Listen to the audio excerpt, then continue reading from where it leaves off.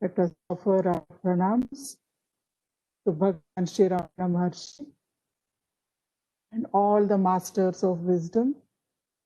May their grace illumine the light of awareness within us and establish us in the self.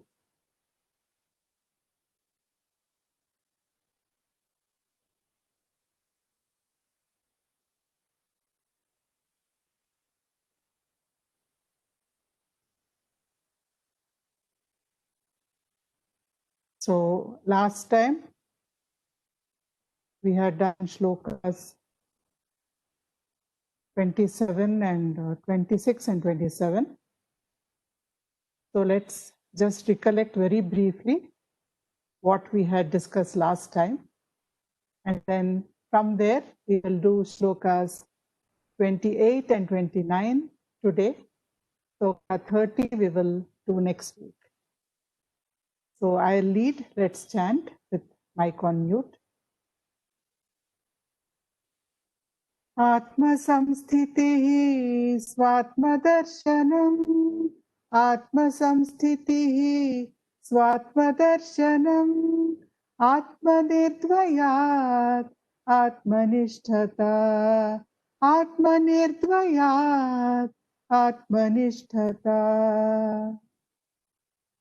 So here Bhagavan Ramana is telling us,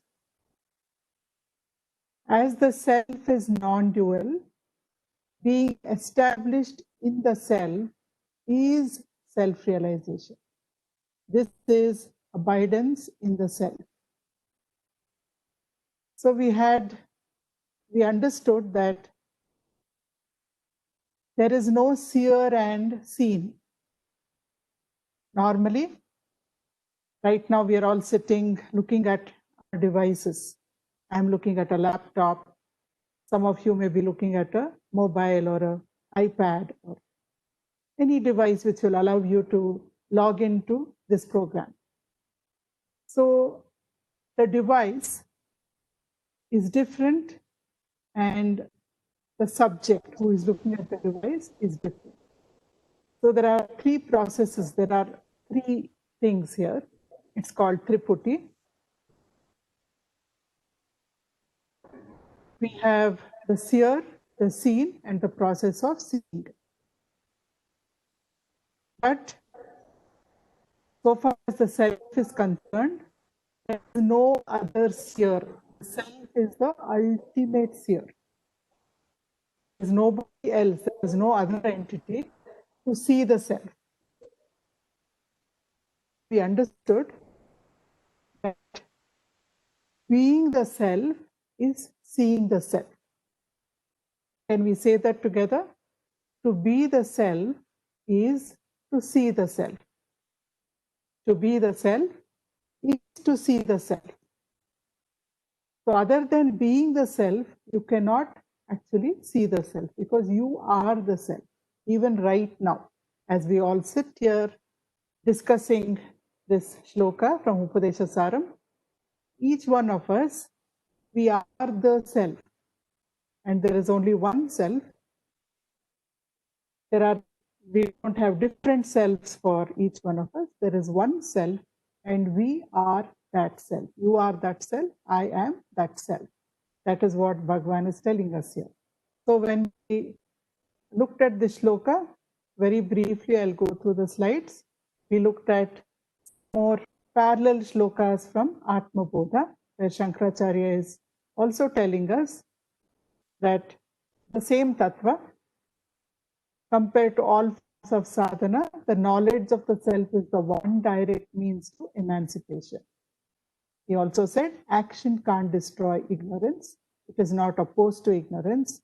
Only knowledge destroys ignorance, like light destroys darkness. So when ignorance is destroyed, only the self remains. And the self is not multiple. The self is one single entity. There is no duality in the self. That is why we say Advaita Vedanta. Advaita, not dual, non-dual. We looked at the relationship between a person to different people. Each one of us, we have a different relationship. We are son or daughter to our parents, spouse to our spouse. We are a father or mother to our children. We are grandmother or grandfather to our grandchildren. We are neighbors, we are friends, we are colleagues. But as our roles multiply, we remain the same. So in the same way, self is ever the same. It doesn't change. But it can manifest as so many different things, as multiple things, as objects, people, as relationships, as this entire cosmos. But the self is changeless. That is what we understood from this example. Then we looked at Namdev's story, as Janki Ramji reminded us. Then we came to Shloka 27. Let's chant it together with mic on mute. Jnanavarjita Jnanahina Chet Jnanavarjita Ajnanahina Chet Jnanamasti Kim Jnatumantaram Jnanamasti Kim Jnatumantaram. Consciousness transcends both knowledge and ignorance. What knowledge or instrument of knowing is there to know the self other than the self itself? That's why it's called Sat Chit Ananda, or existence, consciousness, bliss.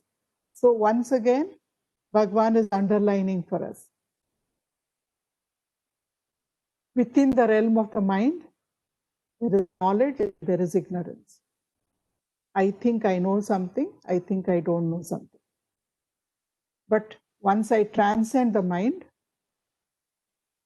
and I realize my identity with the self, or self, or for consciousness, there is neither knowledge nor ignorance, because consciousness is the knowing principle.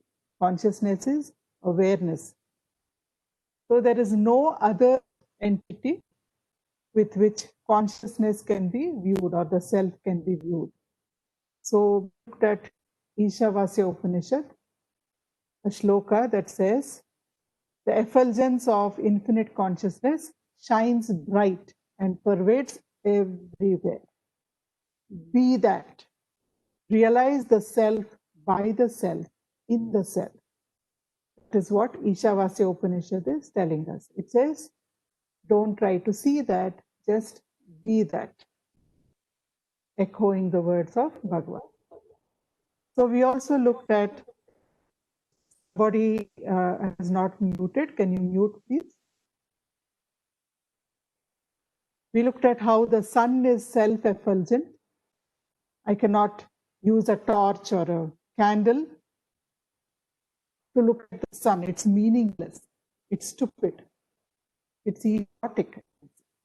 Because the sun is so effulgent. It is illuminated by itself. The sun illumines the moon. The sun illumines the earth. The sun illumines all the planets. But nothing else illumines the sun. In the same way, the self is effulgent. It has its own effulgence with which it illumines body, mind, intellect, the whole of creation. But nothing else can illumine the self.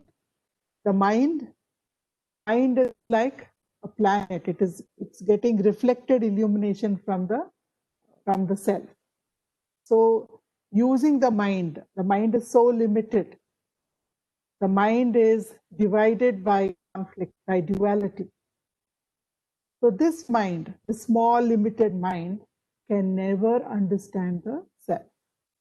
To understand the self, we have to transcend the mind. So the mind cannot illumine the self. It is the self that illumines everything else. And the self does not require anything else to illuminate.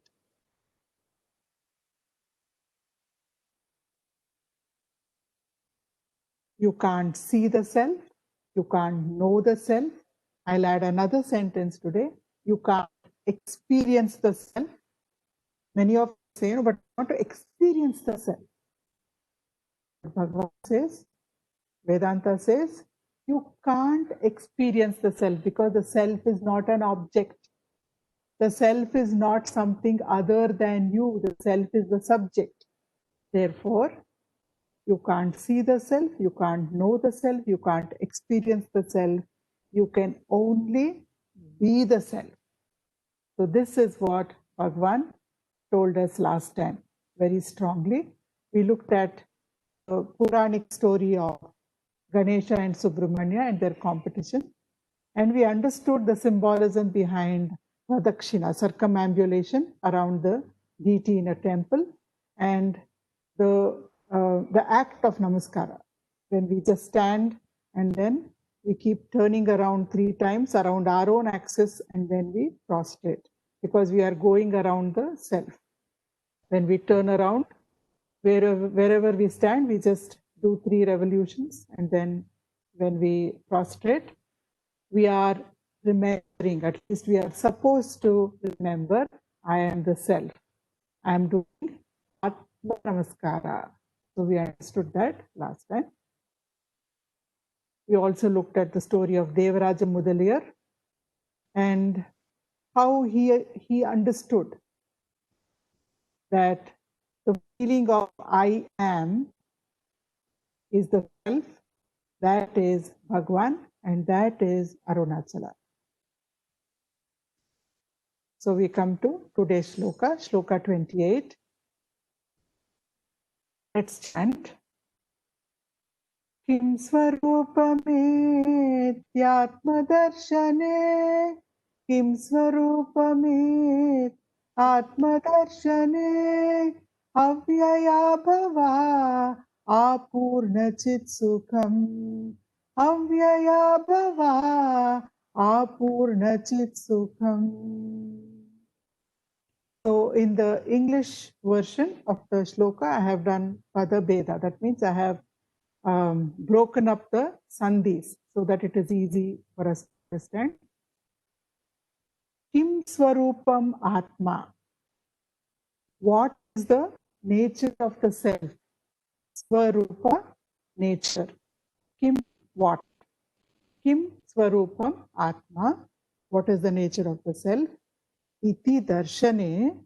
If we inquire, or upon thus inquiring, one finds it is avyaya. Avyaya, vyaya is something that is destructible. Avyaya is something that cannot be destroyed. So the self is deathless. Abhava. Bhava means it is born, it comes into being. But abhava means it is birthless. It was never born. It has always been there. It will never die. It will always be there. Ever complete. Never at any point of time is there a sense of incompleteness in the self. Consciousness. It is total awareness. All the time aware. The knowing principle. It is bliss. Utmost supreme happiness that you can imagine, even that is short of the bliss of the self. In fact, Atma Bodha says, even Brahma, the creator, and all the other gods, they taste only one drop of the bliss of the self, only one bindu, just one drop of the bliss of the self. They share between them. But the actual bliss of the self is indescribable. So, how to get the bliss of the self? You're already that. You're already bliss. But you are being blocked by the thought, by the belief. I am the BMI, I am the body, mind, and intellect. So you just need to drop it and you are bliss.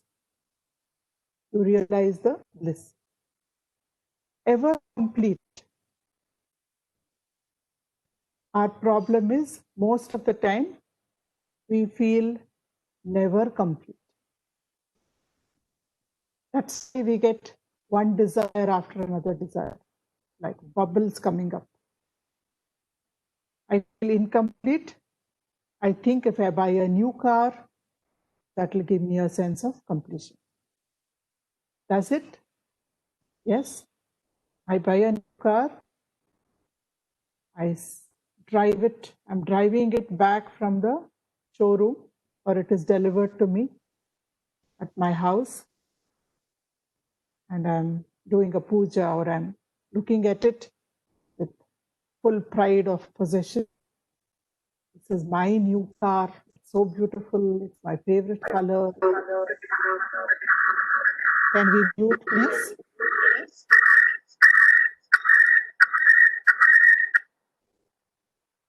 Please, everybody mute. Ravi or Aniket, I think there is an option to mute everybody. Can you please do that? I have done it, ma'am. I have done it. Okay. Yeah, thank you. So, ever complete. The car is there. We're looking at it. And then, after the first few moments or the first few minutes, what happens? Already there is a downward curve in the joy. That intensity is decreasing, decreasing, decreasing. Then my son or daughter says, "Can I drive the car?" What happens instead? Insecurity. What if they go and they get a scratch on the car? So expensive. To repair even a scratch on that car will cost me thousands of rupees. Immediately, what has happened? Other side of possessiveness, insecurity. Already again, I'm incomplete. I'm feeling incomplete. So to get the feeling of completeness, I need to fulfill one more desire. I fulfill that. I feel complete for a few moments, for a minute, for a few minutes maybe a few days if it's something very fantastic. Again, there is the downward curve, depletion, flattens off, or it may even go down negative. My self-esteem takes a hit somewhere. One more need for feeling complete. So this is going on every day. I don't know how many times we get the feeling of incompleteness again and again and again. But Bhagavan is saying, don't think that by satisfying any one desire, you must have learned by now. Since you were born, how could you not understand how many times you have satisfied desires and again you are thirsty? You drink, again you are thirsty. So, the Upanishad says, it is like pouring ghee into the fire. Every time you satisfy a desire, you're pouring ghee into the fire. What happens when we pour ghee into a yajna kunda where the fire is burning? What happens to the fire? It burns stronger, it burns much more brilliantly, with more strength. That means the next desire will be that much more intense. Bhagavan says, by now you must have understood how this cycle works, that it can never be satisfied. It will go on and on and on. So why don't you realize your true nature? Realize your true nature, you will be ever complete. No more bubbles of desire. No more feeling that I need to acquire something to make myself complete. So, if we look at some more parallel shlokas, from the Avadhuta Gita. Avadhuta Gita was authored by Dattatreya Maharshi, and very simple Sanskrit language, very easy to understand, but the concepts of Advaita are extremely deep.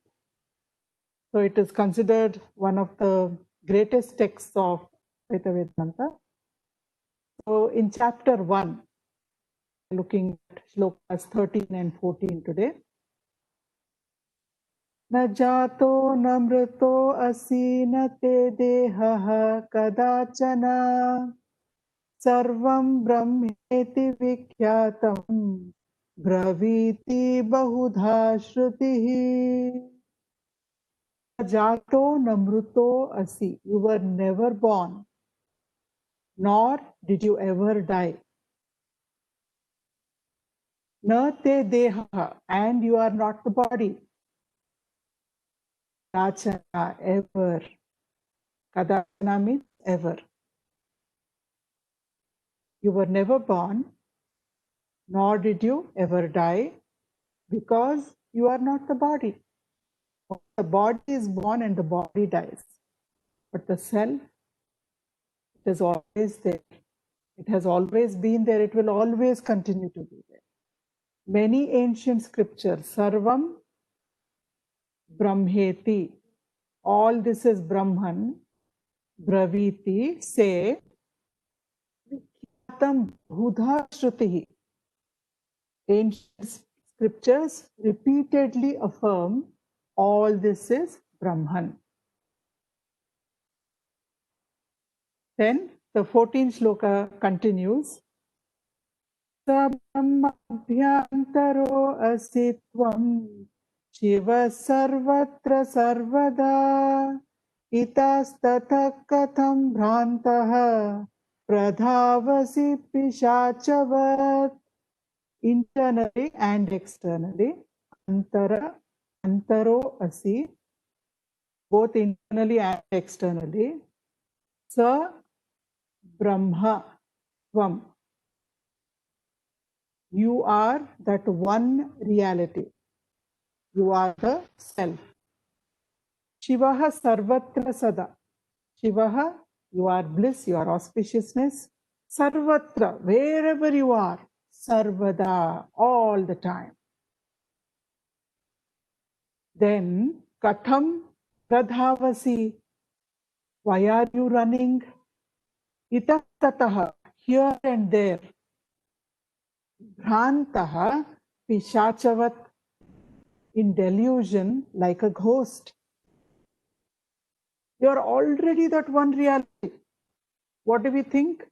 Oh, if I go to Mount Kailas, if I go to Haridwar, Rishikesh, if I go to Kedar, if I go to my favorite place or my favorite Tirtha Kshetra or my parents' house or my grandparents' house or my children's house, or I'm so happy there, you know. Here in my house, I tell you, so many problems. Nobody lets me just even sit down for some time. But if I go there, I'm so peaceful. Here I'm always getting irritated. But there, I'm so happy. So what are we saying? My happiness is dependent upon where I am. I'm in this place, I'm happy. I'm somewhere else, I'm not happy. I'm somewhere else, normally I'm very happy there. But this time, I didn't get everything that I normally get there. So even there, now I'm not happy. So conditions apply. In an advertisement, you say 30% discount. So 30% discount, and you will see a star there, and you come down, the star, and in very fine print, it says terms and conditions apply. So we are saying the same thing. Terms and conditions, if they're all met, then I'm happy. Everywhere, all the time? No, I can't be happy everywhere. when I get this thing, or when I'm here and or I'm there or I'm somewhere else, then maybe I can be happy for some time. But the irony is, Avaduta Gita, Dattatreya is saying, Are, you are already happiness, you are already bliss, you are Brahman, not just internally, but internally and externally. He's saying, once you don't attach yourself to the boundaries of the body and the mind, then infinite. There is no inside and there is no outside. When do we say inside and outside? We are in a house. Beyond the gate is the street. Beyond the front door is a garden. Inside the front door is the house.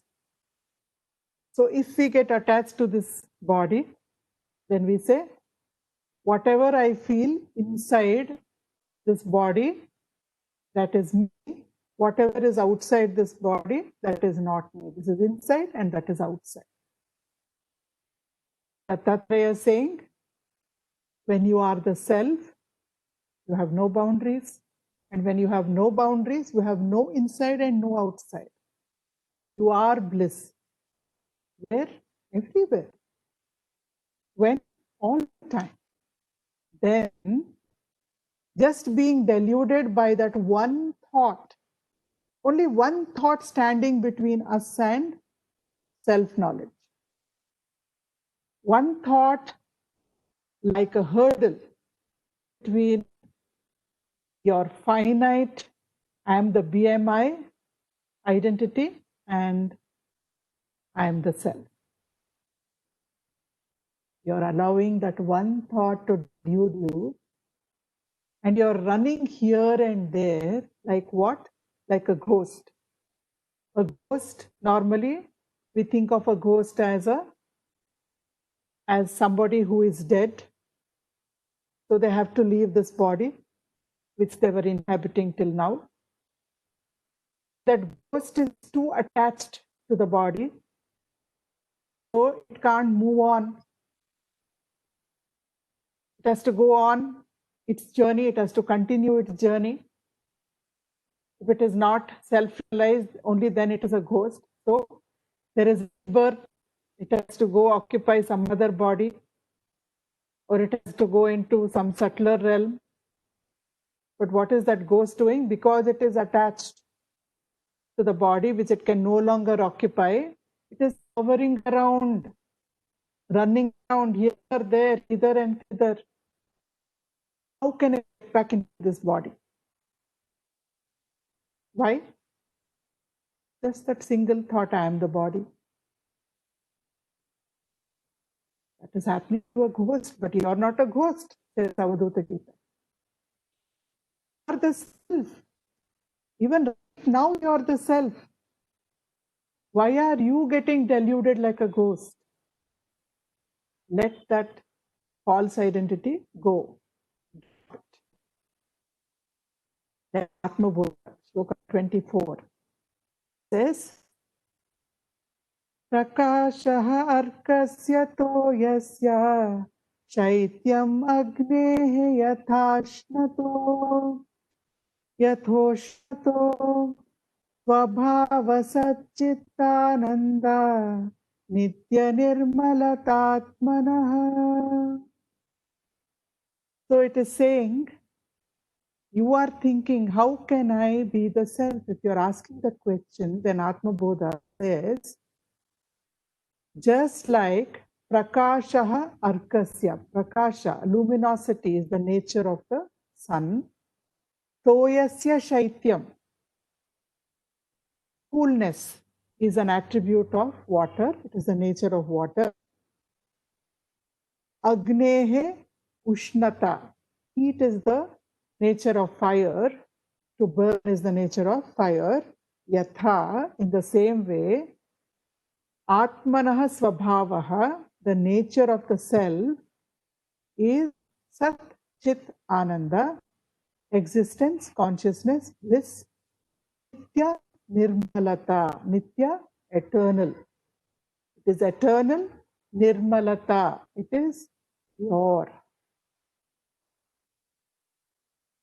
So these are the characteristics.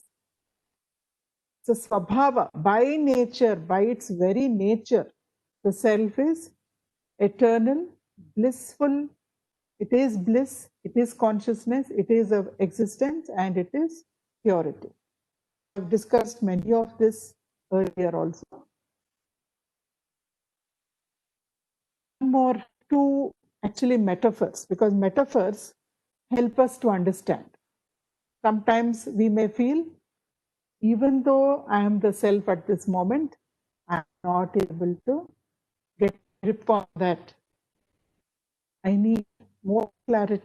I need more examples. So Atma Bodha is giving us some examples. It says, just as if you take a glass of water, let's say I take half a glass of water. You see in the slide, there are a series of 5 glasses. The first glass, that is a glass of water. So suppose I take a glass of water and then I squeeze an orange into it. What happens? Water gets the flavor of an orange, it gets the taste of the orange, it gets the color of the orange. So in the same way, I can add different things to water to change its appearance and its flavor and its taste. But basically, in every glass, though one is white, one is orange, one is a golden yellow, one is green, in each glass, the basic material is water. To water, we have added other things to give it a different flavor, taste, and appearance. But in all of them, the common thing is water. So like that, if you are wondering, the self is the essence in everybody around us, in everything around us. We feel, I can't relate to that, Yeah, you're saying it. I know Atma Bodha, Shankaracharya, such a great jnani, he has written it, so it must be true. Dattatreya is such a great jnani, Ramana Maharshi is such a great jnani, all of them have written it. So I guess it must be true, but right now I am not able to relate to that. So if we say that, then Atma Bodha is saying, in the same way, the self on the self are superimposed. Caste, color, position, any other attributes which make us into seem like different people. Each one of us. Many of us have logged in today for the satsang. Wonderful, all of you wonderful people. But each one of you is different from the other, right? The body is different. My qualities are different. My caste may be different. My religion may be different. My position is different. We talk different languages. We come from different families. We belong to different professions. So we feel we are all different. So Atma Bodha is saying, if you are attached to the body, if you think of yourself as the BMI, body, mind, and intellect, then you will relate to other people through this conditioning. You have this conditioning, I am the BMI. So because you relate through that conditioning to other people, everybody appears to be the BMI to you. Everybody's BMI is different. The conditioning for each person is different. Therefore, I feel that they're all different from me. But Shankaracharya is saying, instead of relating to your body, just like you understood, in every glass you see here, the basic ingredient is water. Just like that, if you can relate yourself as the self, the infinite self, which is Sat Chit Ananda Nirmalata, which is Nitya, If you can identify with the self, then immediately you will see that the essence of every being around you, every object around you, is the same self. Because you are looking through colored goggles. If I look through red goggles, everything appears red. I look through blue goggles, everything appears blue. So looking through the condition, through the goggles that says I am BMI, and everything appears different from you. But if you relate to yourself as the self, then everything is the self. In Shloka 53, Avoda says, on the destruction of conditioning, the Muni is absorbed in Vishnu, the all-pervading consciousness, like water in water, space in space, and light in light. So, another metaphor, in fact, three metaphors. If we can just drop the conditioning, if I can drop the conditioning that is limiting me, then I become a Muni. Who is a Muni? The one who is ever silent. Mauna, the one who is in Mauna is a Muni. It is my conditioning that is making the mind chatter.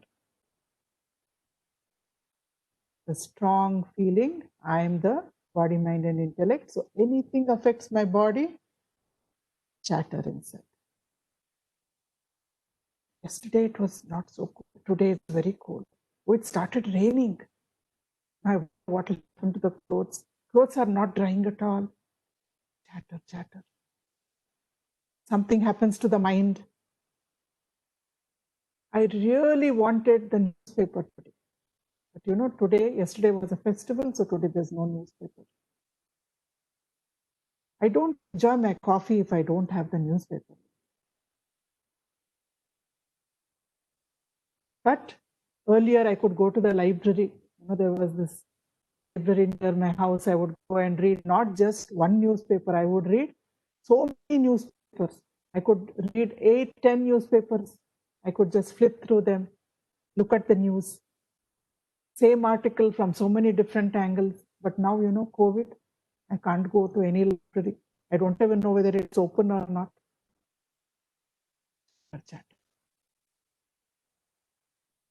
As long as I identify with the body, mind, intellect, anything that happens to disturb the comfort zone of the body, mind, and intellect, it's constantly happening. What happens? It makes me chatter. So I'm not silent. Outside, I am silent.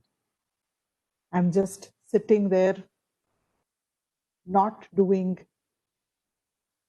anything apparently. Maybe even with my eyes closed. People think I'm meditating. People think I'm so quiet. But inside my mind, all this chatter. Thought after thought after thought. Emotion after emotion. But if we destroy, if we let go of this thought that I am the body, mind, and intellect, then I become a Muni. My mind is silent. If I need to think for a task, then voluntarily I think. Otherwise, the mind is silent. Then, on the destruction of conditioning, the Muni is absorbed Vishnu. What is Vishnu? All-pervading consciousness. How is this absorption? It's not clumsy. If I want to join this mobile phone to water bottle, I can do it. I can tie it up with a thread, or I can weld it, or I can fuse it by heating. But these are all clumsy joints. Everybody can make out. Even when it is joined, people can make out. Mobile is different. The bottle is different. Here Shankaracharya is saying, no such clumsiness. In one picture we see water is being poured. There is water in the glass, and somebody is pouring more water from a bottle. So does water from the bottle, as it falls into the glass, does it withdraw and it says, I'm different? The water in that glass is different, and I'm different. No. It's absolutely the same. As it falls into the glass, it becomes one with the water in the glass. Then the space inside the pot. We have looked at this example several times. But again, Shankaracharya is pointing to that. He's saying the space inside the pot and the space outside the pot. When you break the pot, is there any line over there that says, oh, this used to belong to the pot? Now the pot is broken.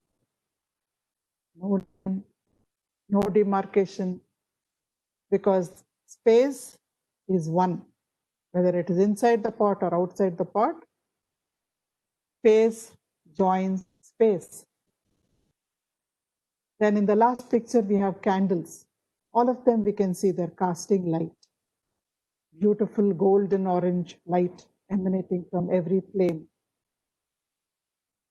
But we can see light from one candle beautifully blends with light from the other candle. There's no difference in light. Candles may be different, but light is one. Pots may be different, space is one. Rivers may be different, water is one.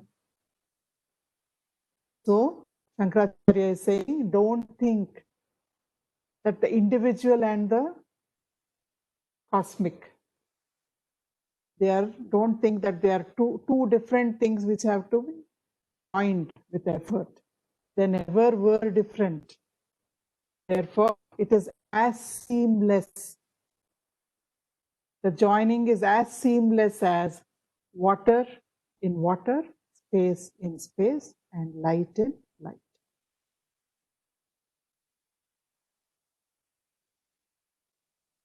We have this story. So in the story, there is a village. Every village, every town, every city has its nuances, right? Life being what it is, people keep falling in love with each other. And there was a boy and a girl in this village. They were in love with each other, but they felt that their families would not approve. So they were, at that point of time, just meeting clandestinely. So that day they had made an appointment when after sunset, let's meet in that little wood at the edge of the village. There was a forest at the edge of the village. Go and meet there, no one can see us. We'll spend an hour or so together and then go back home. So it has become dark.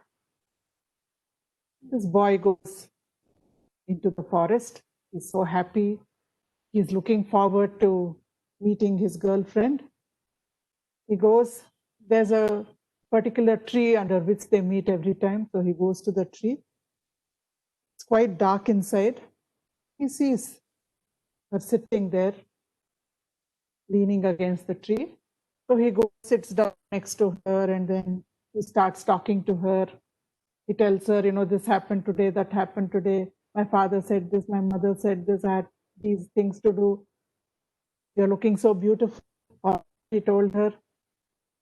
Then he had a hard day. He had been working in the fields all day. Slowly, he got a little tired.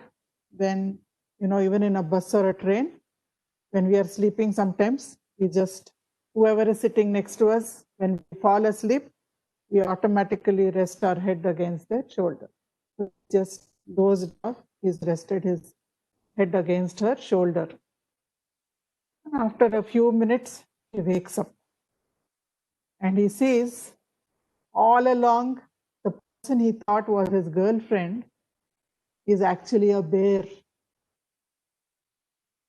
He had been sitting next to a bear. He had been dozing with his head on the bear's shoulder, and that bear somehow is being very accommodative.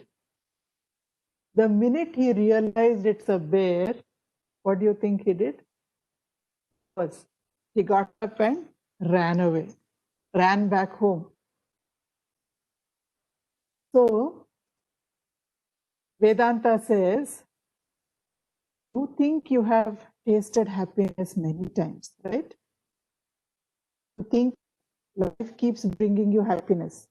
But what is important for all of us to realize, says Vedanta, what you think is happiness depends on the interpretation of the mind. As long as this boy thought that he is sitting with his girlfriend, very pretty, beautiful girlfriend whom he loves and who loves him, he's so happy. But all along, in physical reality, he was never sitting with his girlfriend. He was sitting next to a bear in the dark. But as long as his mind believed that he was sitting with his girlfriend, he was happy. The minute he realized that it is a bear, the mind redefined the entire situation. It said, run for life. Of course, sensible thing to do also. But what happened to happiness? Gone. Panic, fear. So all the time, what we call happiness or unhappiness are definitions of the mind. Mind interprets some situation and it says, you are happy here, you like this, you don't like this, be happy, don't be happy. So as long as the mind is there, we can never get away from its interpretation, resistance, acceptance. Everything depends on how the mind interprets the situation. But Vedanta says, when you transcend the mind, then automatically there is only bliss, there is only peace. But if you come back into the realm of the mind, and especially if you identify with the mind, then you are stuck with the definitions of the mind, whatever the mind defines as happiness. If I have a good cup of coffee, I'm happy. Someone else, my friend, may be happy with a cup of lime juice. Someone else may be happy with a cup of tea. So it changes, because my mind defines coffee as happiness, her mind defines lime juice as happiness. Just a very crude example. But so many situations in life which keep coming to us, the mind is defining whether I should be happy or I should not be happy. So I'm stuck with those definitions unless I disidentify with the mind.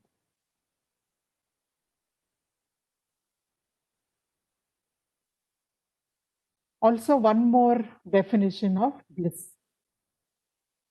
Vedantic bliss, the bliss of the self. What do we see in this picture?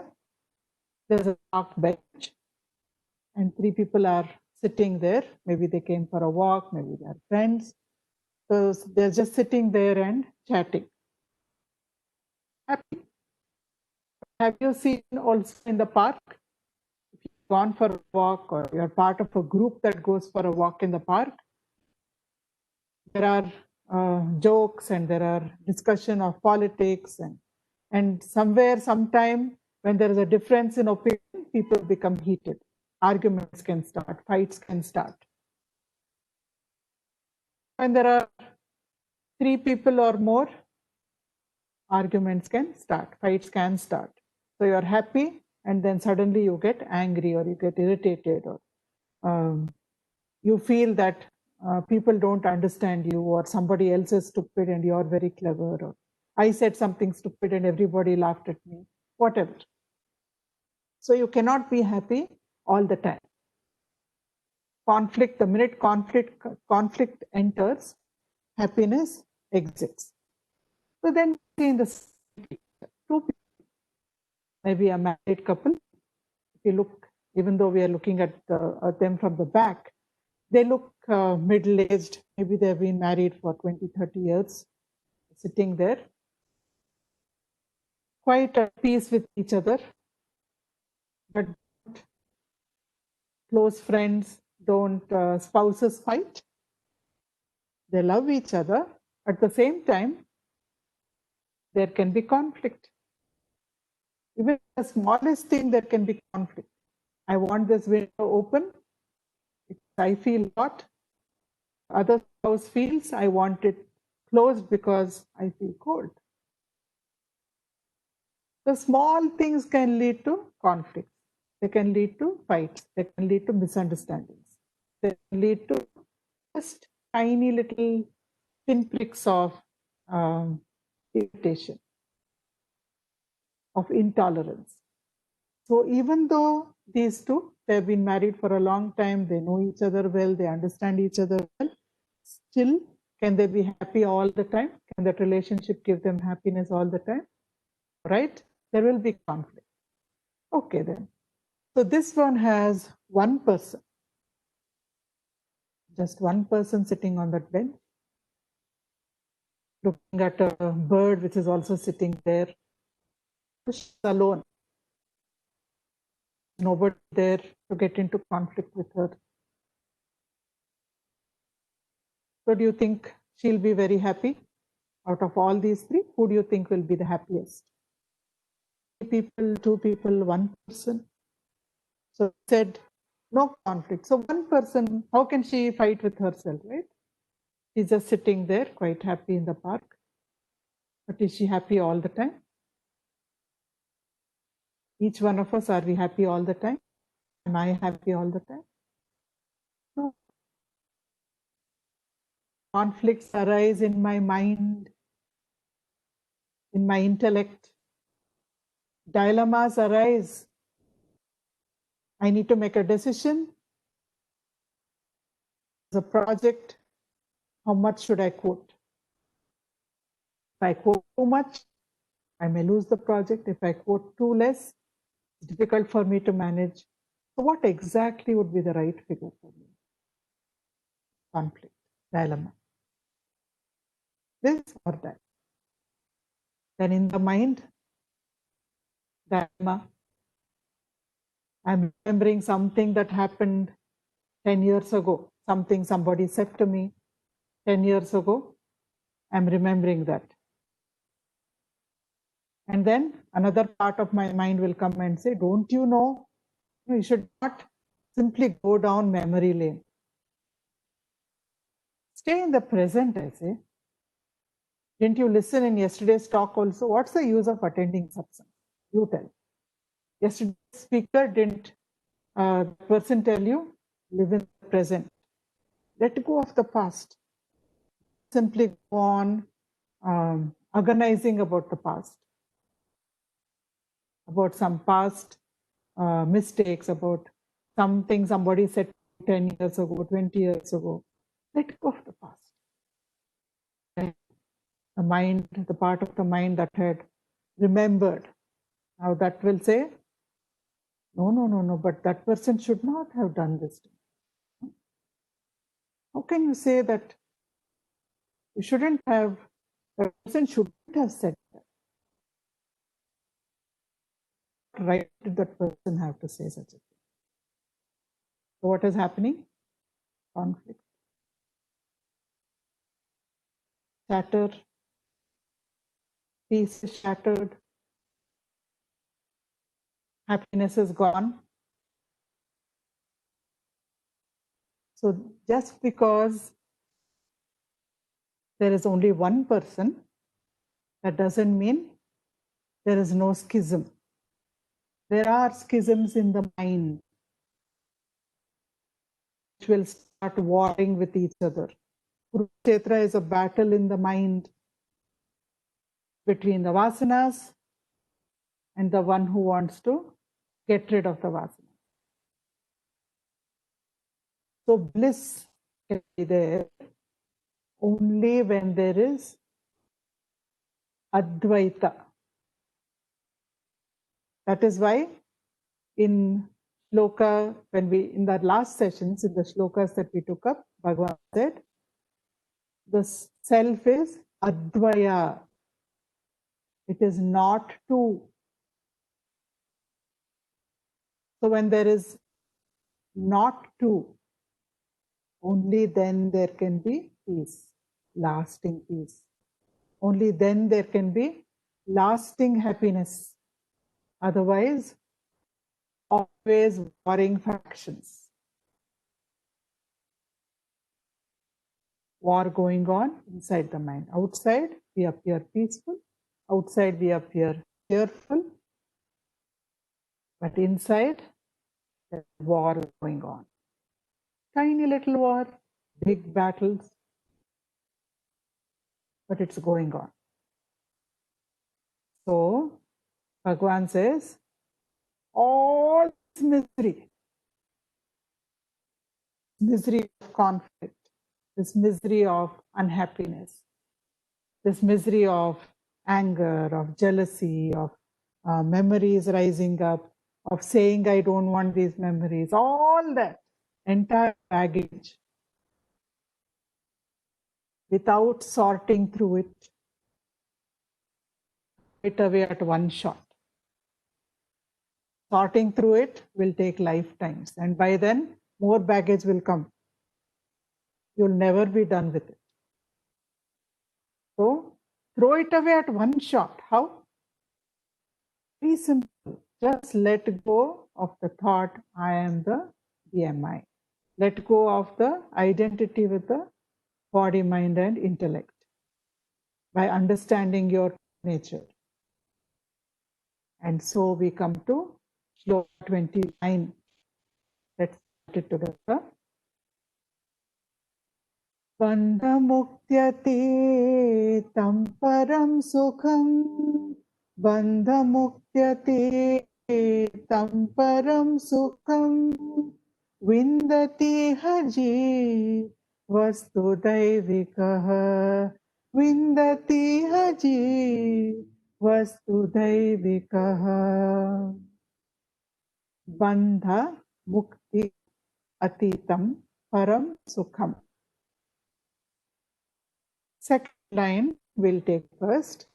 Bhagavan is saying, Vindati, understand or realize, Jivaha Daivikaha. When the individual, Jivaha, individual, understands or realizes the divine state. What divine state? A true nature of bliss. So when the individual lets go of the thought, I am the body, mind, and intellect, then immediately he gains supreme bliss. In fact, he does not gain. He already is, or she already is. But you become aware. I become aware. You become aware. The minute we drop I am BMI, the thought of I am BMI, then what happens? We become aware of the supreme bliss. It is our true nature. And this bliss is beyond bandha and mukti. Bandha mukti atitam. It is beyond bondage and liberation, bondage and freedom. When do we become aware of it? Do I have to wait till the last moment I'm on my deathbed? Or do I have to wait? I die and actually I've left the body, then do I become aware of it? No, Bhagavan is saying, Iha, in this very world, at this very moment, here and now, the minute you let go of that, condition. I am the body, mind, and intellect. The minute you drop that limitation, instantly, at once, right here, right now, you realize that you are that supreme bliss beyond bondage and liberation. So, very beautifully, he is describing that state of awareness. Avadhuta Gita. Just looking at some parallels again from Avadhuta Gita. Chapter 1, Shloka 17. It says, Janma mrityuhu na te chittam bandha mokshau shubha ashubhau katam rodishi vatsa nama rupam na te na me janma mrityuhu na te. For you, there is neither birth nor death.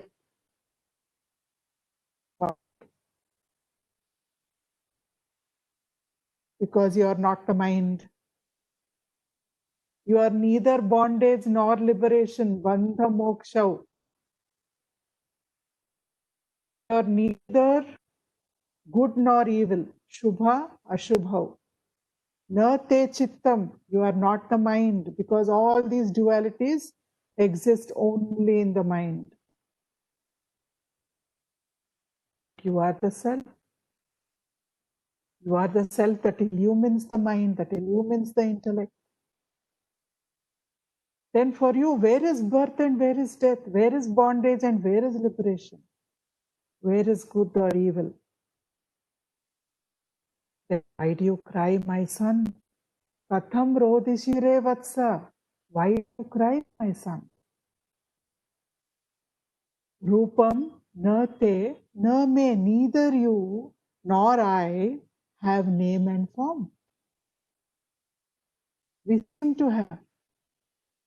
But in actuality, this is a dream. Neither you nor I have name and form. We are the pure self. We have no death, no birth, no bondage, no liberation, no good, no evil, no dualities. Adi madhya anta mukto aham na baddho aham kadachana swabhava nirmalaha shuddha iti me nishchita mati. 44th sloka of Avadhuta Gita. Adi madhya anta mukto. Beginning, in the middle, in the end, I am free. But it is only a way of saying. It's a figure of speech because the self has no beginning, it has no end. Therefore, it has no middle. It is ever free. Therefore, the translation of that is I am ever free. Always. Aham na baddho. Kadachana. Kadachana means ever. Na kadachana means never. Was never bound. Abhava nirmalaha. Shuddha. I am naturally tasteless and pure. Iti me nishchitamatihi. Nishchitamatihi. This is my firm understanding. So in the Shloka 17, it is as though the Guru is telling the Shishya, why do you cry? Why are you upset? So realize you don't have birth, death, bondage, liberation, good or evil. You are not the mind. Therefore, why do you cry? Neither you nor I have name or form. And then that disciple, after Atma Vichara, after sadhana, out of his own direct insight, he says, I am ever free. In fact, now I realize that I was never bound. It was only this one thought which I held, which made me feel that I was bound. I thought I was so tainted. I thought I had so many negative qualities. But now I realize I'm taintless because I'm the self. I'm ever pure. This is my firm understanding. That's a very important part. We need to underline it. What happens to us? We listen in a satsang. We read from a book. We feel that we are convinced. But after some time, again that understanding takes a hit. That conviction gets diluted.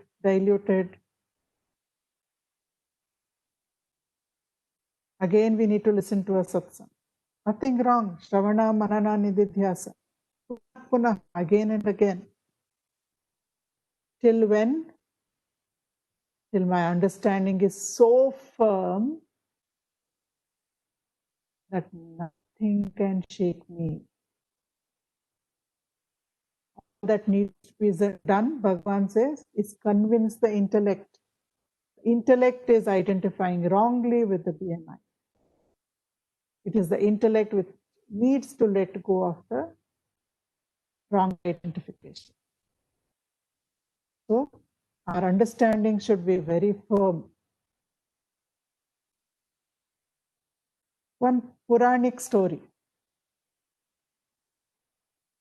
of Ahalya from Ramayana. Most of us know the story, but if you look at it from the angle of Atma Vichara, the story is very different. It has become a little hobby for me now. I take up a Puranic story and then I look at it in the light of Atma Vichara, to see whether there is symbolism in that story. And I keep finding again and again to my delight, yes, so many of these stories actually are telling us about Atma Vichara. But we are looking only at the outer husk. So let's look at the story of Ahalya. Now, Brahmaji, who created the entire cosmos, he was looking at the heavenly realms, and then he saw Urvashi. Urvashi was one of the Apsaras, very beautiful Apsaras in Indra's court, considered the most beautiful Apsara. She was becoming arrogant.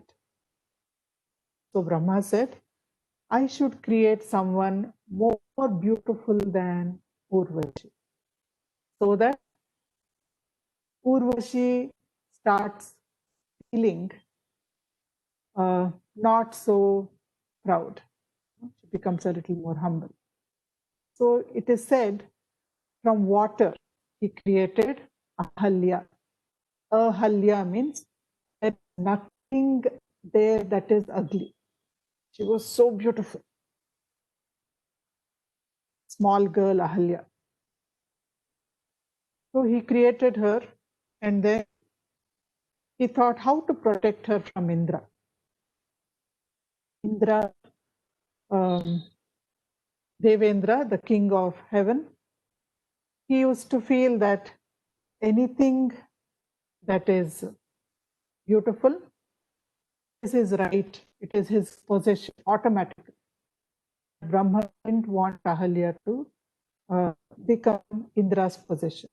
So he wondered, what shall I do? Then he called Rishi Gautama.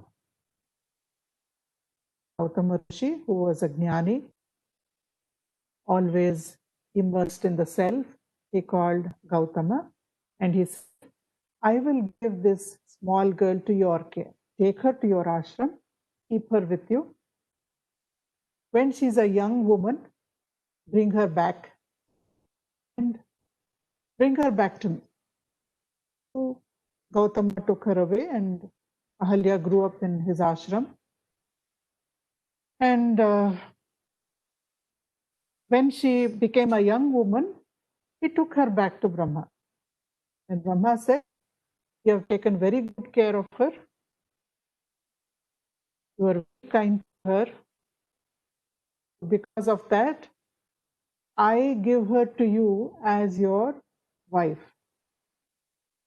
Marry her and let her be Rishi Patni in the Gurukula. So they got married and they were living in the Gurukula. And Indra had heard that she is very beautiful, Ahalya is so beautiful, he has seen her. So now she is married to Rishi Gautama. But lust overcomes him and he thinks of a plan.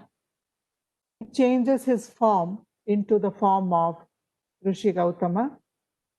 And when the Rishi has gone for his bath, he comes to the ashram and seduces Ahalya. Ahalya thinks it is her husband, but it is actually Indra in the form of sage Gautama.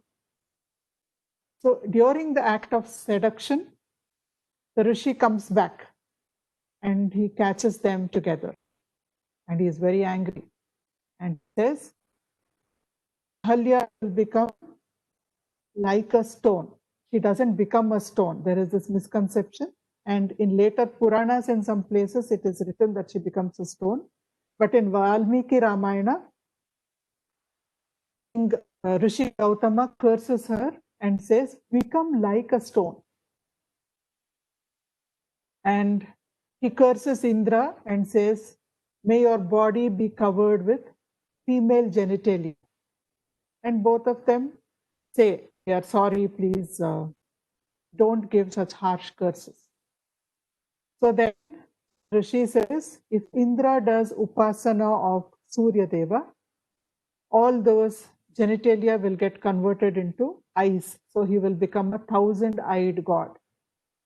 And for Ahalya, he says, many centuries later, Lord Rama will come as, Vishnu will come as Lord Rama, and when the dust of his feet touches you, you will be liberated from the state of inertia.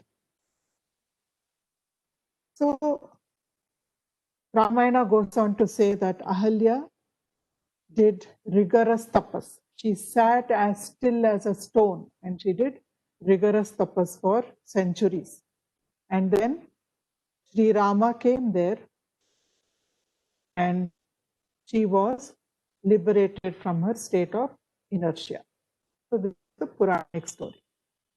Now if we look at it from the angle of Atma Vichara, Ahalya is the deluded intellect, just like our intellect is identifying with the body.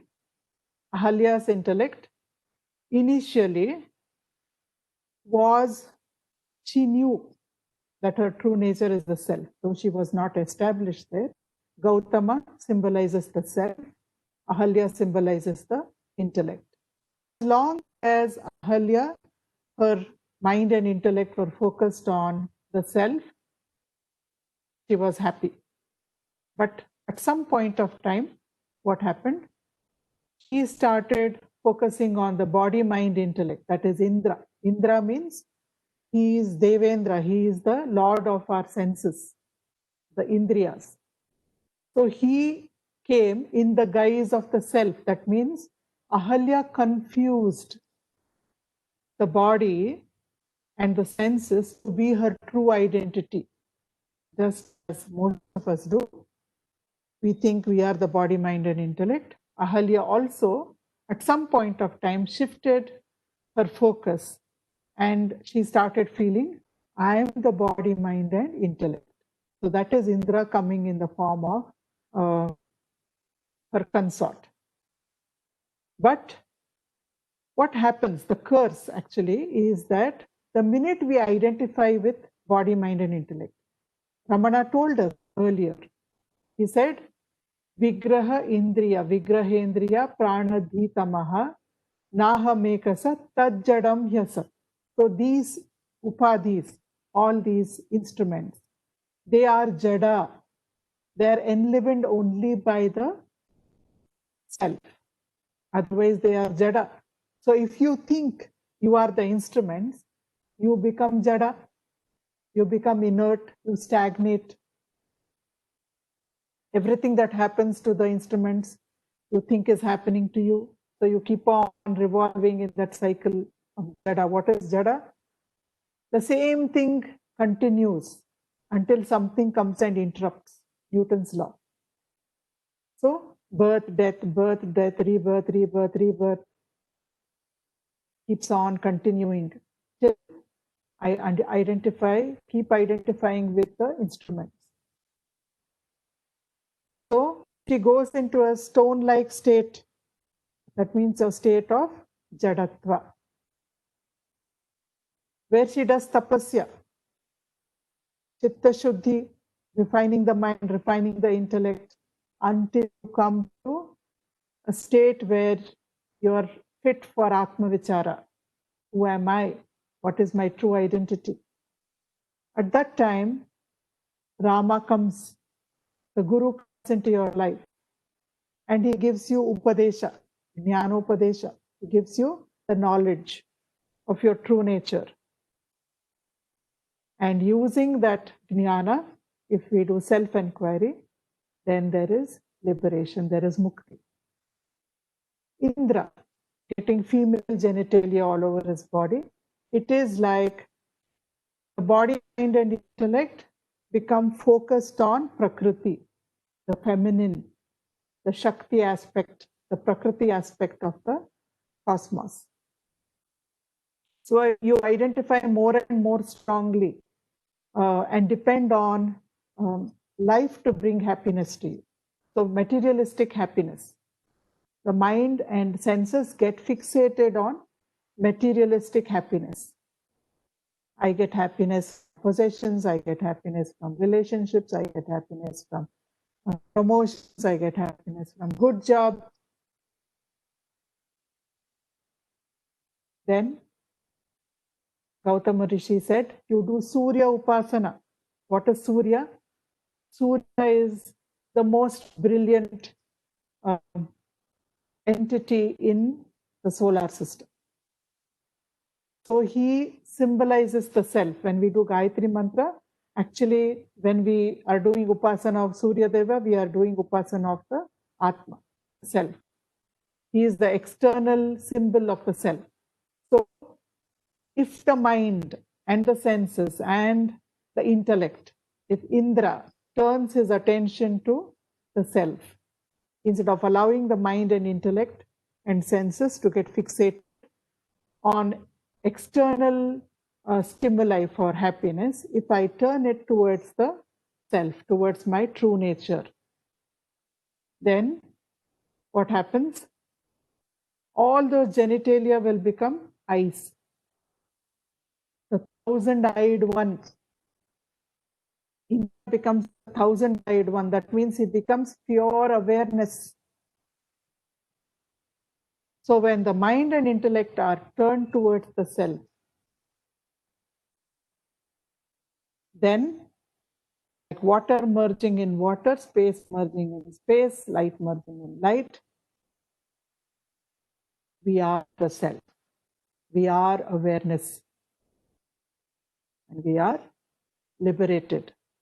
So this we learn from the story of Ahalya, if we look at it from a different standpoint, look at it from the standpoint of self-enquiry. So all that was binding Ahalya was a wrong understanding, I am the body, mind, and intellect. And what liberated her was getting Chitta Shuddhi, coming to the point of self-enquiry, letting that go, doing self-enquiry and getting established in the self. So just one thought stands between bondage and liberation. But the self is beyond both. Just another small example. There is a bird in the cage, right? So the bird in the cage keeps feeling that it is imprisoned. And it keeps longing for freedom. It wants to fly out from the cage. So only when we feel bound, can everybody mute, please? Only when we feel bound, then we feel, I want freedom. I am bound, I want to be free. But for all these birds, which are born in a nest on the tree, and they grow up and they fly around wherever they want, whenever they want. Where is freedom and where is bondage? They're ever free. They were always free. So for them, there is neither freedom nor bondage. So that is how, when I feel that I am the body, mind, and intellect, I am the jiva, I am the individual, then I feel I am bound and I feel I must get freedom. But the self is ever free. For the self, neither bondage nor freedom exists even as a concept. It never existed. But it was always free. Even right now, it is free. So I would like to, at the end, just say a few words about Alagammal, Bhagwan's mother. I have learned a little bit about her, how she came to take Bhagwan back from Tiruvannamalai. She didn't succeed. But the last 8 years of her life, she came and lived in Ramanashram. She lived with Bhagwan. And Bhagwan was a very dutiful son. He would carry water for her bath. He would pour water over her for bathing. He would wash her clothes. So he served her like a son. But at the same time, he also was strict with her at times because he felt this is a ripe soul.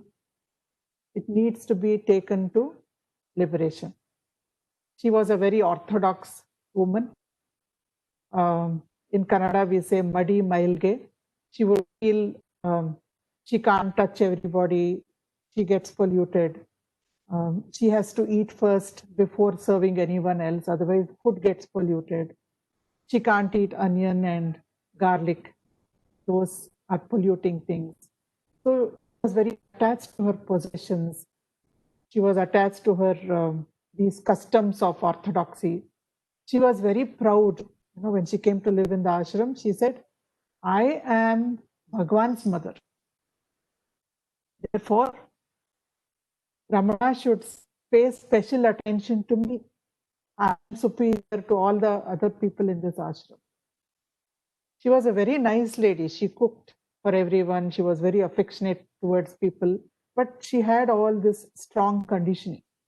So Bhagwan started working on the conditioning. He would tell her, she sometimes used to bathe 10 or 12 times a day because there were so many dogs in the ashram. One dog comes and touches her, she has to go and have a bath. So Kavyakanta Ganapati Muni, one of the great disciples of Bhagavan, who gave Bhagavan the name Ramana Maharshi, he told her, you should not go and bathe so many times. There is also an injunction in the Shastras, if you come and touch a jnana, then your pollution goes.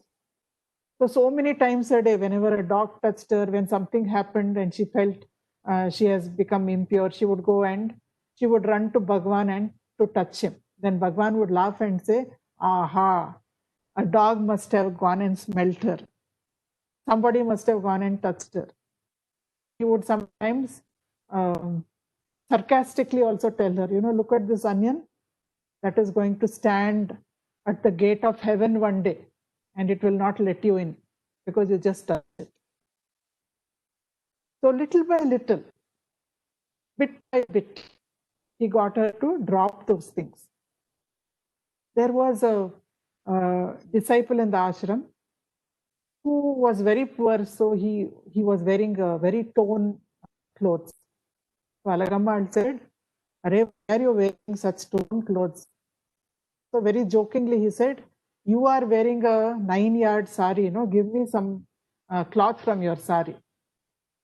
She, who was so attached to her possessions, for the first time today, she, without thinking twice, she tore away 2 yards from her sari and gave it to him. So step by step, a whole group of woodcutters came one day from the forest. they came to Skandashram, top of the hill where Bhagwan and his mother and some disciples were staying. So they said, Swami, we are very hungry. Can you please give us something to eat? Food was ready. So Bhagwan asked Kunju Swami, Kunju, go and tell Amma and tell her to give food. Then his mother came and said, I have not eaten. How can I give those people food? All the food will get polluted. Then he said, come here. See how they are standing there. See how hungry they are. They're all Swarupas of Arunachala. You are also a Swarupa of Arunachala. They are not different from you. Won't you satisfy their hunger? That day she dropped that rule also, that nobody can eat before I eat. So one by one, she started dropping all these rules, all the conditioning. And one day she was making appalam, papads. And she asked Bhagwan, come help me. So he said, he wrote a song for her, appalam song. It's a very famous song. He says, the ego in the mortar and pestle of self-enquiry.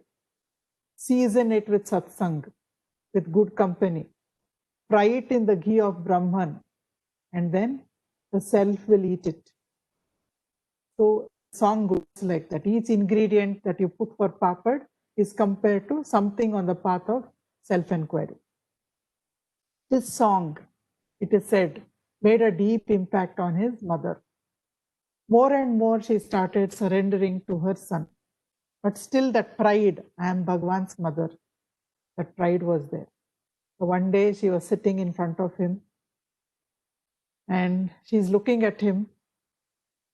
His whole body becomes a Agnilinga. It becomes a column of light. She can't see her son, she sees a column of light. And as she is looking at it, it becomes, Bhagwan appears and he has snakes around his neck, around his arms, just like Lord Shiva has snakes all over his body.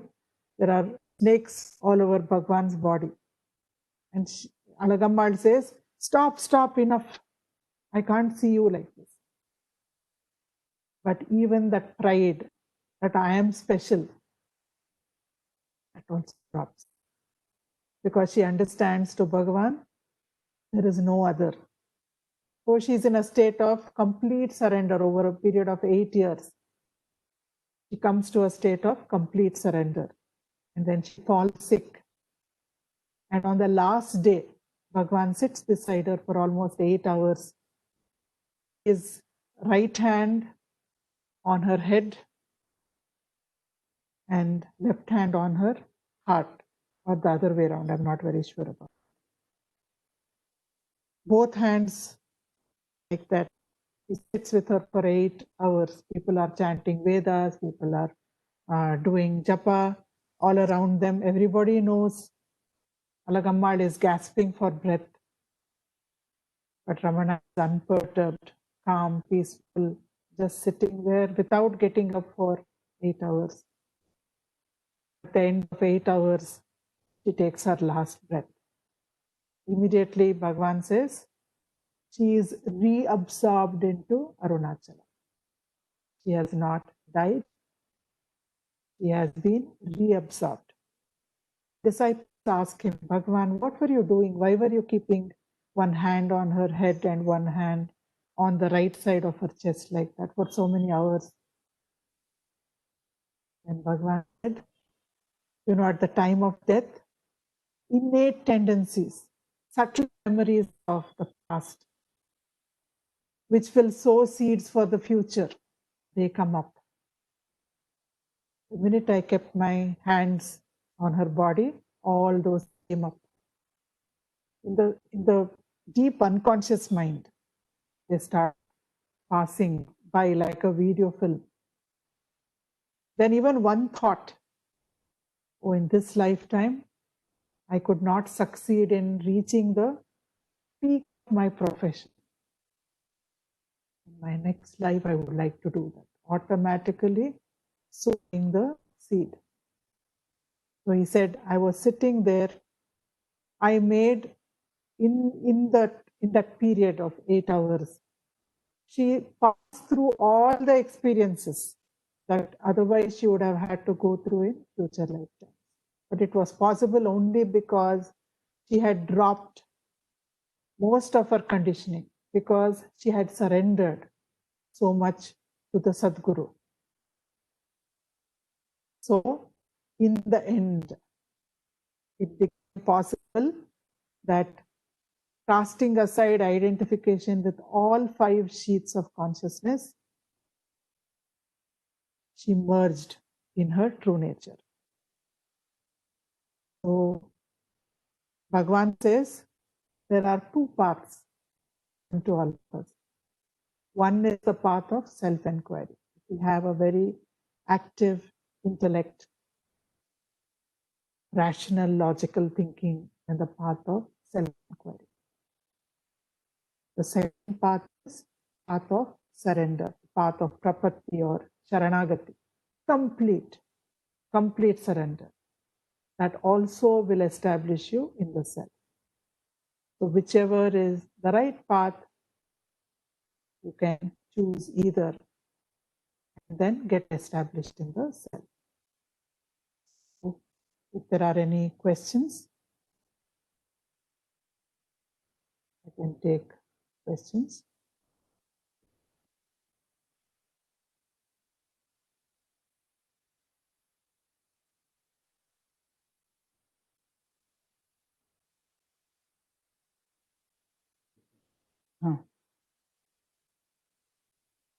Okay.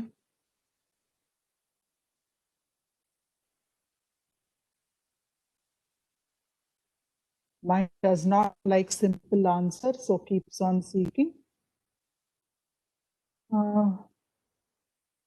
Depends. Some people like simple answers, some people like complex answers. So what is our thinking like? Are we thinking that only complex things can be the truth? And truth can't be simple, it has to be abstract, it has to be complex. Some people may have that conditioning. If that conditioning is there, maybe the mind goes on searching. Then Ramesh Puttana says, Vaniji, when one is never born or will ever die in the real sense, as described in Avadhuta Gita, and all in its true sense is Brahman, then why a host of rituals, death-related, are prescribed in our Hindu religion? Accordingly, these rituals are not required at all, and just disposing of the body by cremation isn't enough. We are looking at a whole set of, it's a belief system, right? As long as we believe that we are the body, mind, and intellect, then all this also may be required.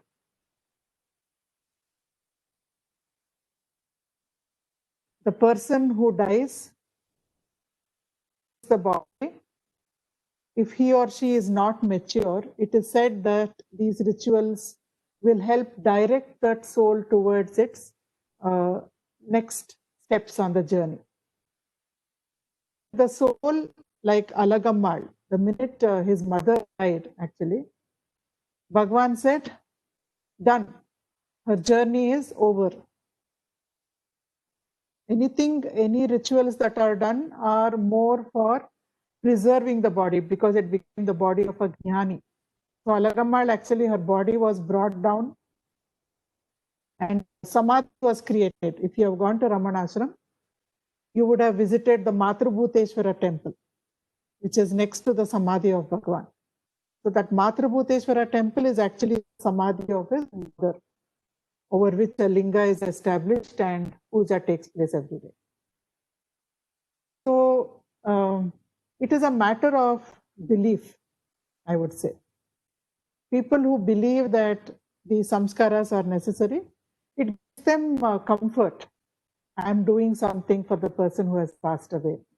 And the person who has passed away will attain a good state because of the rituals that I am performing. So it creates outlet for the grieving process. It also maybe helps, we don't know, maybe it helps in the journey of the jiva.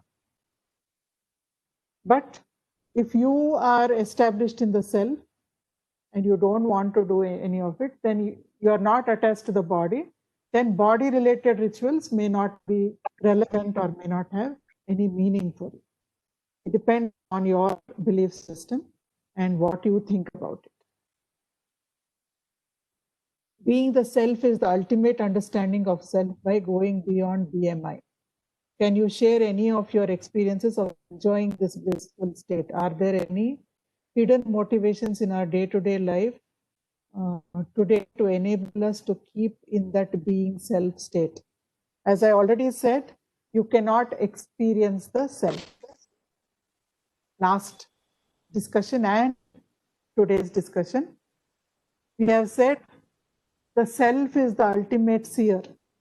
Since there is no duality in the self, you cannot experience the self. So you right now, excuse me, you are aware that you exist, right?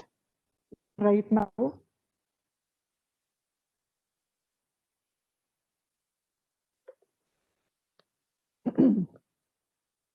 You are aware that you exist.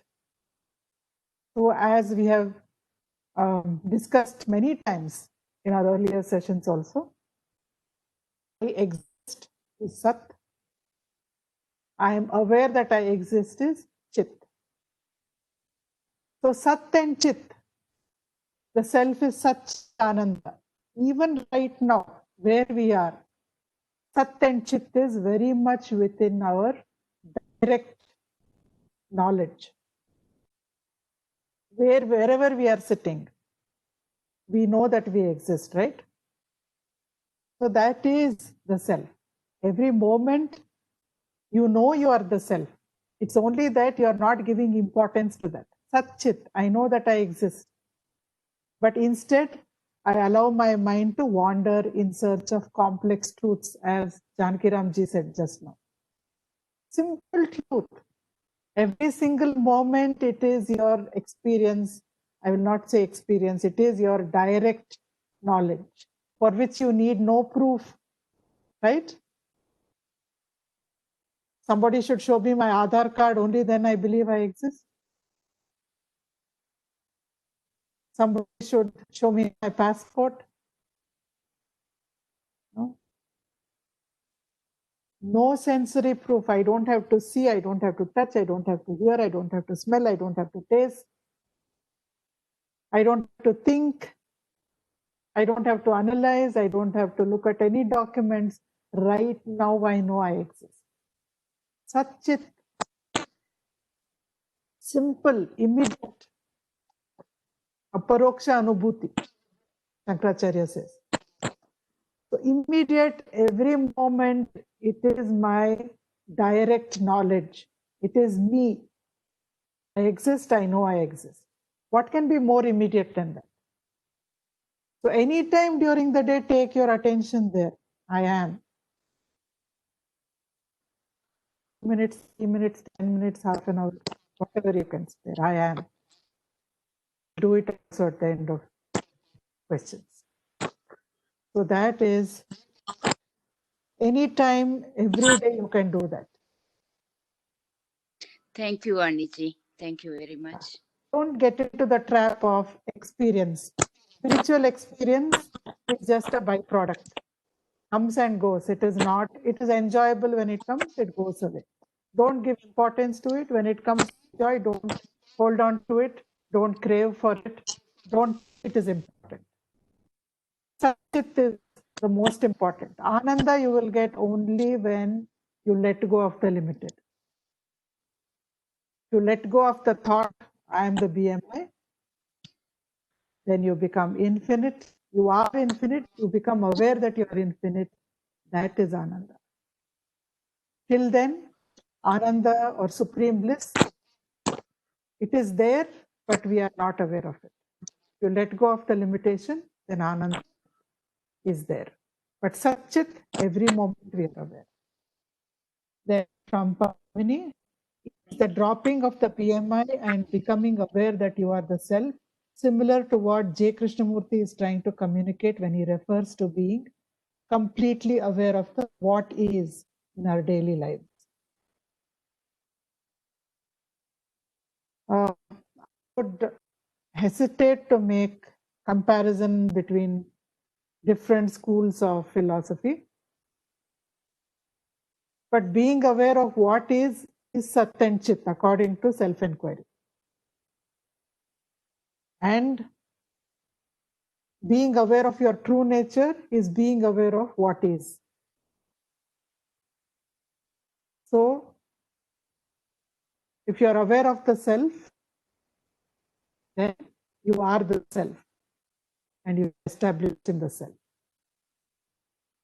So maybe we can draw parallels like that, but I would not say 100% because before we start interpreting anybody's philosophy, we would have to sit and do a lot of hair splitting. Probably, maybe it is a parallel. Is the dropping of the BMI and becoming aware, that is over, sorry. An announcement that those of you who want to the school. Okay, that's an announcement from the school. Okay, so I would also like to make an announcement. My Sadguru, Sri Narsimha Prabhuji, who is guiding me on the path of Atma Jnana, he has authored a book on Upadesa Saram, and he has graciously told me that it can be made available to any of you. The PDF, I will send it to Sajni to post on the school group, the PDF of the book. It is called Flowering of Bliss. You can download it, and the soft copy you can download from the School of Ancient Wisdom group. I will also post it on Meditation and Study Circle group. So you can download it and use it for your Svadhyaya. Thank you, I think Aniji. Thank you. That's very helpful. we should Thanks. offer our gratitude to Prabhuji actually. So let us just end with a brief meditation. Next week will be the last session in this series. We will be dealing with the 30th Shloka next week. So we will also be going over the sadhana techniques, actually practicing. We have looked at several sadhana techniques during this series. So I'm planning to collect all of them together with insights from Bhagavan about each technique. We will look at the insights, then we will practice the technique and also complete the last shloka of Upadesa Saram. So I thank all of you for being here with me. Can we sit in a meditative posture for a few minutes? Eyes closed.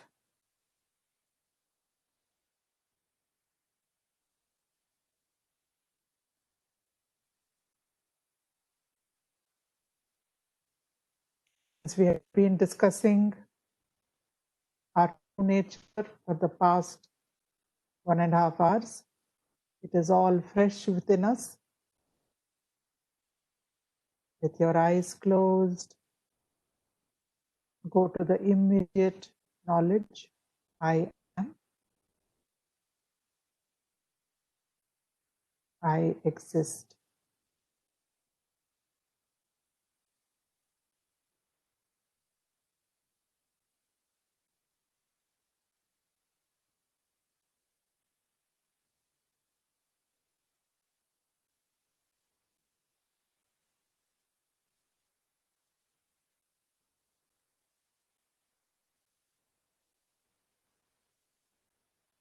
My nature is infinite.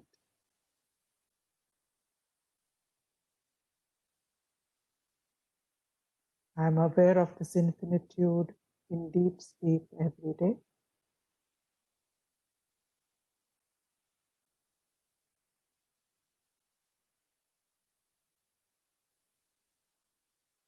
I am peace.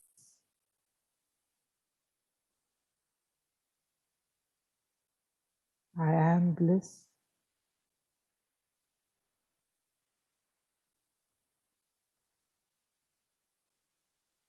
The body has birth and death, but I am the self. I have no birth and no death. I am ever present.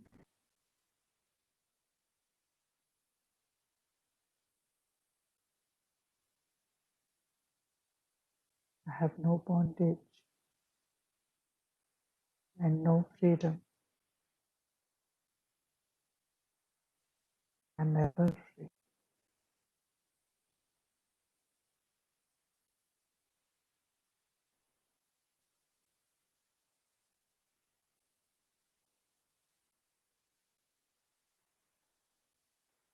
I am always aware that I exist. I am.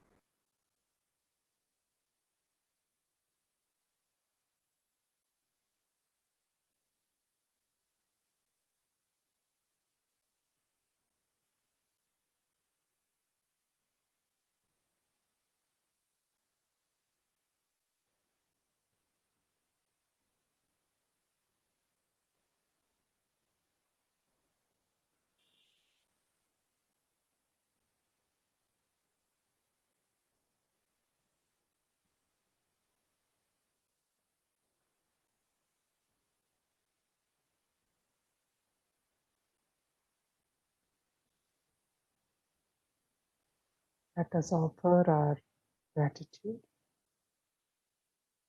at the lotus feet of Bhagavan Sri Ramana Maharshi for his wonderful wisdom. May his grace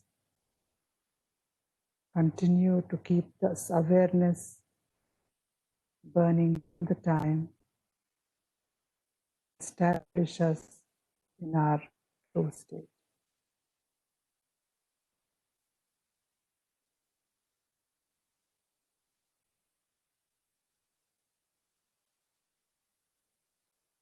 Thank you. Thank all of you. Thank the School of Ancient Wisdom for giving me the opportunity to be a part of this satsang with all of you.